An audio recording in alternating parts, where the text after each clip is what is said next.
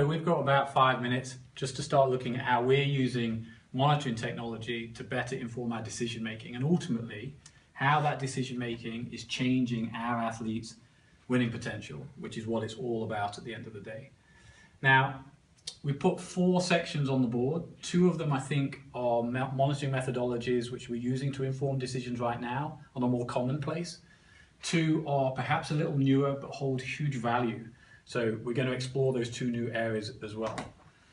The first area and the oldest area is I've termed context. Context is really athlete perception. We need to know what they feel like, how well they feel for training today, and we're using things like profile of mood states and wellness questionnaires to help us do this. Now, if you're doing this, and a lot of people are doing this, this can be quite dull for the athletes. So if there's no outcome attached to this, if they feel there's no benefit from doing it, they're going to stop pretty quick. So if you're taking these kind of data, and it's really important that you are collecting something here, that it is actionable and the athletes see that.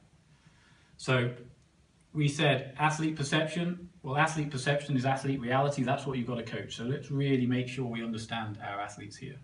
And we're doing a great job. Everyone's doing a great job understanding where their athletes have come from. The next one over here is called how, and that's one of the new ones. So I'm going to leave that for now, and I'm going to come back to it in a moment. I'm going to dive down here and look at outcome. So the outcome column, I'm really interested in training load and training intensity. So quantifying the training session that I've just done in metrics as well that coaches like. Think of GPS data here, think of power outputs like watts. So in nice, digestible, coach-friendly language, we want to see what was the session like, and actually in my pre-planned ordeal, in my pre-planned programming, did I get what I thought I should? So things like GPS are now giving us thousands of data points that we can pore over. And invariably, that's really where the monitoring technology has led us so far. Understand our athletes better, understand training load better against pre-planned outcomes, and we seesaw between these 2 ventures. How do you feel today? Yeah, I feel good. Let's knock out a session. Here's the session. This is what we actually did. The next session, how do you feel? I'm ready to go. I feel tired. My muscles are sore. I'm good to go.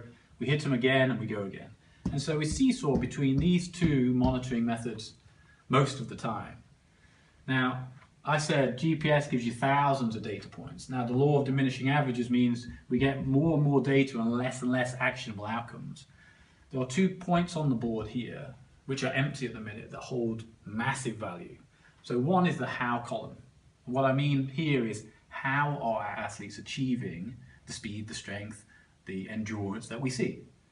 So we're going to move away from fixed percentage ideas like fixed percentage RMs, fixed percentage of heart rates or recovery intervals of time. And we can use that to guide, but really what we're looking at is real-time physiological monitoring. So actually with our athlete, we've got this guide, but actually with them, what are they doing? Actually, how do they perform? And what I'm really interested in is what is their limit to performance?